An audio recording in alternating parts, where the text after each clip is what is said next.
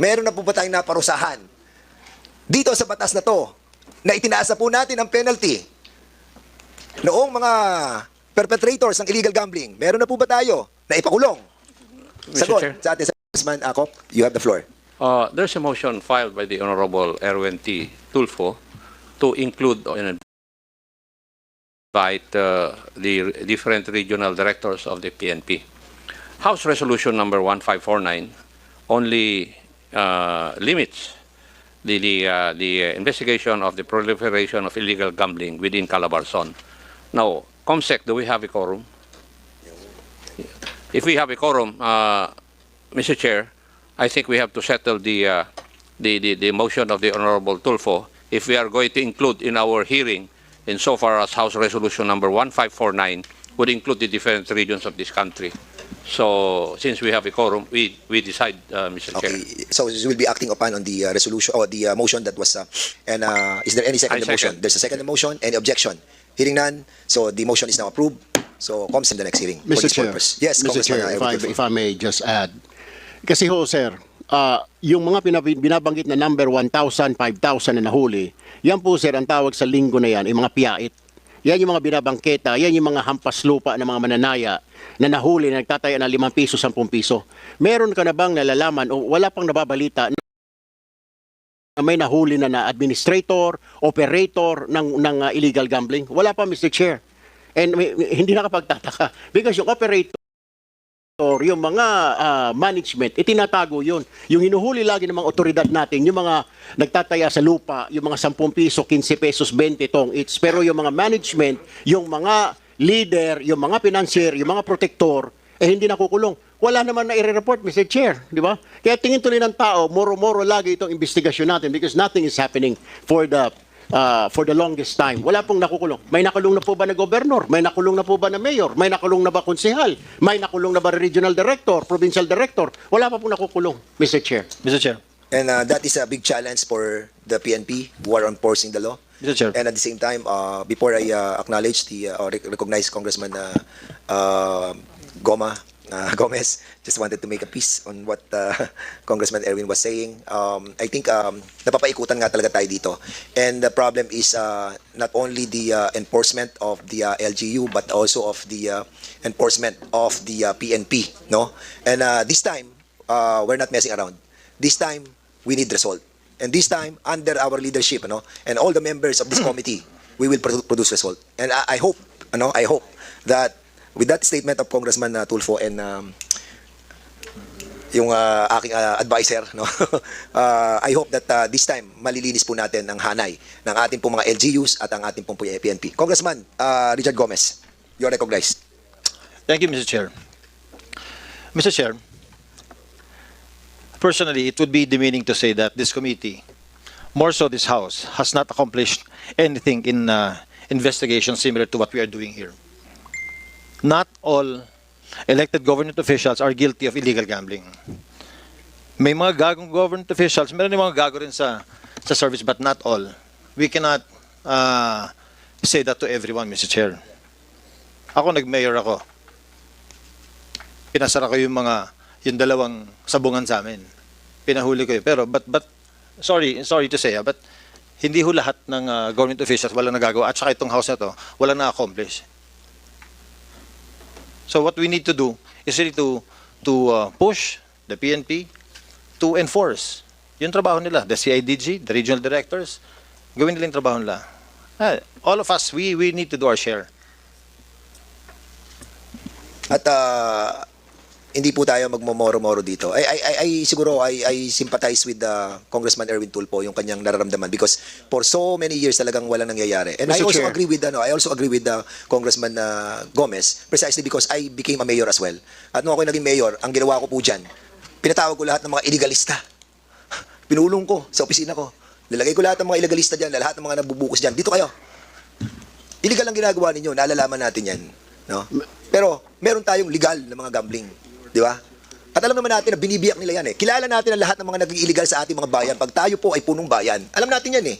But the problem is, of course, being a mayor, being a governor, or public official, or barangay captain, you have the right, di ba? You have the responsibility to make it right. And I told them, may illegal tayo na dapat dalhin doon ang mga taya ng mga tao. Dahil legal yan eh. Ang problem, itong mga illegal, binibiyak nila yan. Ha? At nilalagay nila doon sa hindi sila nagbabayad ng buwis. And that's a problem. And they know it. They know it.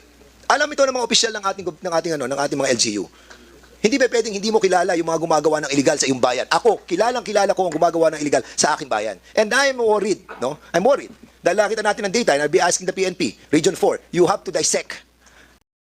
You have to categorize all of this by province, by municipality. Para makita natin kung sino ang pinakamataas sa illegal gambling, makita natin kung sinong bayan, istasyon, ang pinakamatataas sa buong Region 4. Nasa ganon, makita natin sino ang hindi tumutupad at sino ang tumutupad.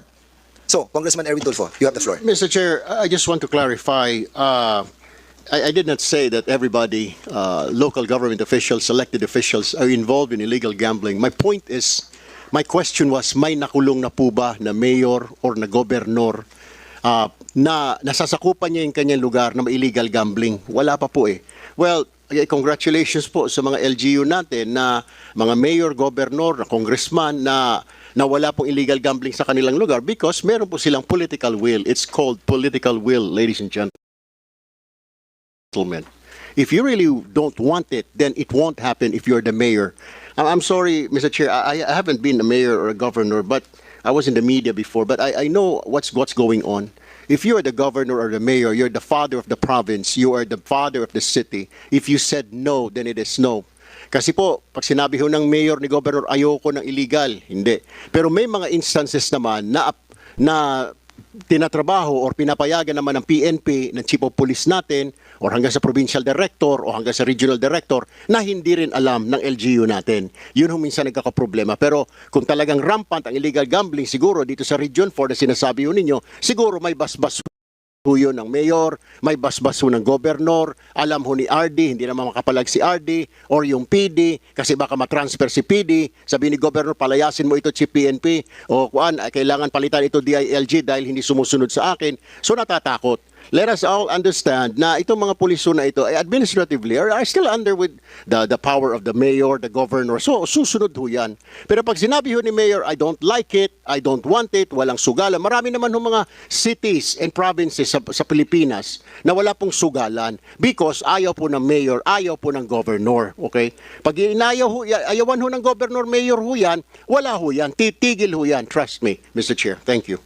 And I agree with that, no? And as a matter of fact, sa Republic Act 9278, Rule 5, Section 16, the participation of barangay official, city and municipal mayors, governors, and non-governmental organization, people organization, consistent with existing laws, all local government unit officials are enjoined to ensure the strict implementation of this law. Any local government unit official in whose jurisdiction a gambling house is found, or who with knowledge of the existence of a gambling house or place in his jurisdiction fails to abate the same or take any action in connection therewith shall be dealt with criminally and administratively. Governors and mayors upon their automatic deputation as representative of the National Police Commission in their jurisdiction through their election and qualification shall direct the employment and deployment of the PNP that will guarantee and ensure the proper implementation of this law against illegal number games. Ang tanong, uma-action ba ang PNP at ang ating mga local government unit? In this juncture, we wanted to find out sa NBI, no? Andiyan po bang NBI? Because in accordance with this rule of 9278, nandito rin po ang NBI under section I think it is section 15. The Department of Justice shall provide for a system of rewards and incentives for personnel of the National Bureau of Investigation who shall be instrumental in the apprehension and conviction of any malefactor engaged in illegal numbers game activities. So ang tanong sa NBI, have we done something about this as well? Before I recognize you, the Chair would like to give the floor to Congressman Rehencia. Thank you, Mr. Chair. Good morning, everyone.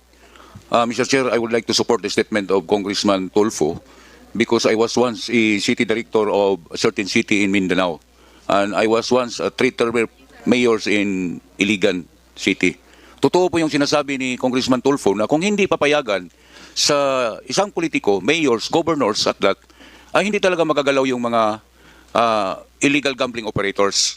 Kasi sa pulis, kung hindi ka papayag sa gusto ng politiko, tapos pupunta pa sa regional director, immediately gagawan ka ng order na iparilib ka sa posisyon mo. Lalo na rin yung Mr. Chair, yung hindi pa nakaabot ng 6 months, masisira yung career pattern nila. So dito kailangan may tandem talaga ang city director, provincial director, mayors or governors. Kasi kung hindi ma-relieve, gawan man ng paraan.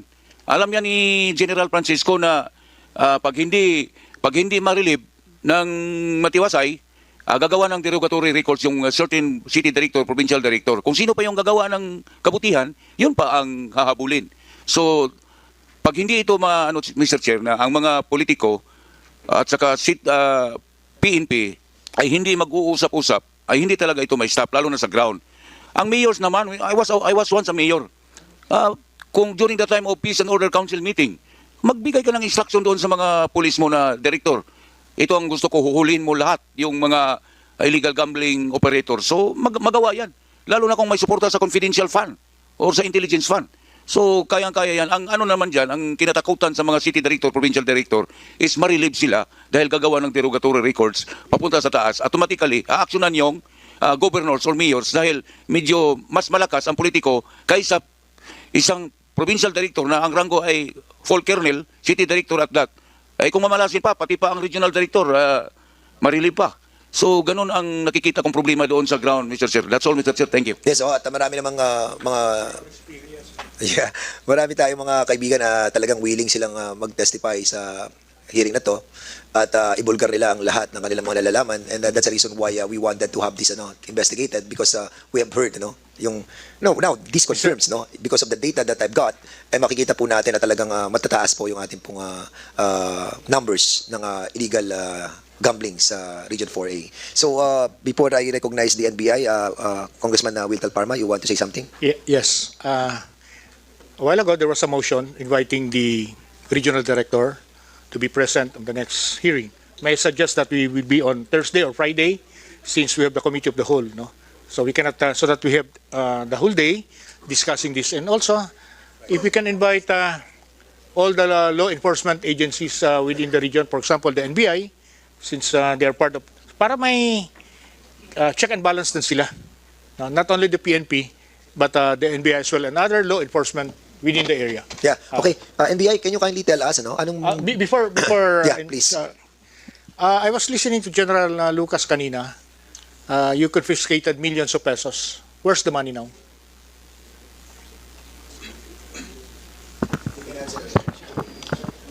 Nasaan yan? As part of the evidence, Your Honor. Ano mo Nasa korte po. masabi mo na evidence yan at large ngayong because under the law you have to deposit that the following day. Bawal yun. So my question is, where's the money right now? Hindi naman lahat na na-confiscate ninyo na nahuli yung perpetrators or those engaged in illegal, but there are also na tumakbo, especially yung mga sabong-sabong, pagtakbo niyan, may pera. My question is, where's the money right now? Yung mga cases na na-file through regular filing, ibig sabihin wala yung tao, Your Honor. Kasama po yung evidence confiscated doon sa sinasubmit po natin sa korte. So basically, yung mga confiscated na money is deposited sa court po, Your Honor. How about the rest? Wala pong the rest, Can you Your Honor. produce the 7 million to us? Siguro kailangan nating sabihan yung korte, Your Honor. Okay, It is not with us, I'll Your make a Honor. motion to that. You submit that in the next committee hearing. I want certification coming from the court that you deposited 2 million, 3 million, and so on and so forth. Can you produce that? Or We will try, Your Honor, to coordinate with the court, Your Honor. yeah, because this is people's money eh. Baka, I'm sorry, I have a dirty mind. Baka wala na yun. 2023 to 24 or 2020 pa. That's amounting to 7 million. So that's why I'm asking, where's the confiscated money right now? We'll try to coordinate with the courts, Your Honor, kung Okay. saan po naka-file yung mga cases. Pero sa palagay mo, General, lahat ba? May mga apprehension ba? For example, sa illegal sabong, Di ba pagdating ng pulis, takbuhan yan lahat? Opo sir, pero may mga nahuhuli rin po sir. No. Ito lang di ba pagdating ng pulis, takbo yan? May mga bet dyan sa loob? I ask kung ano yung conviction rate natin sa mga illegal gambling cases natin? Meron ba tayong how many are yung conviction rate? Kung ilan talaga yung na-convict na natin sa illegal numbers games? Meron ba tayong ganun? Or for that purpose, lahat na ng illegal gambling? As of this time, Your Honor, wala po kaming data with regards to the conviction rate, but we'll try to coordinate with the courts, Your Honor, Yeah, please. na makakuha. So, ang gawin na lang natin siguro yung category, lahat. Para makita natin kung ano yung mga illegal gambling na talagang mataas ang conviction rate sa mga mababang mga illegal gambling. Kasi iba-iba yan eh. Meron diyang bookies, meron diyang pekwa, o meron dyan yung beto-beto. Kasi yung mga yon, yung mga maliliit na yon, basically, alam natin, walang kita doon eh. Walang kita doon, kaya yun, hindi pinapansin yun eh. Pero pag nakita mo yung mga illegal numbers games, dito na tumataas, makikita mo. Doon sa presentation niya, kita natin, mataas yung illegal numbers games eh. Kaya makikita mo, kung kukumpara mo siya sa ibang illegal games that is being used by our people, kita meaning, there must be something on it. Dahil bakit mataas yun? Di ba? So,